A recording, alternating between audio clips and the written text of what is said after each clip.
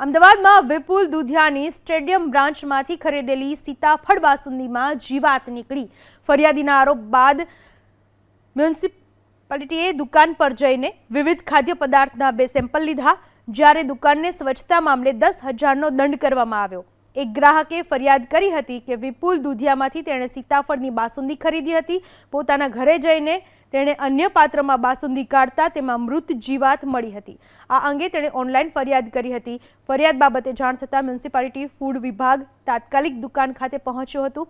વિવિધ 2 પ્રકારની બાસુંદીના સેમ્પલ લઈને તેને તપાસ માટે મોકલવામાં આવ્યા હતા, જ્યારે દુકાનને ₹10,000નો આ મામલે દંડ ફટકારવામાં આવ્યો હતો।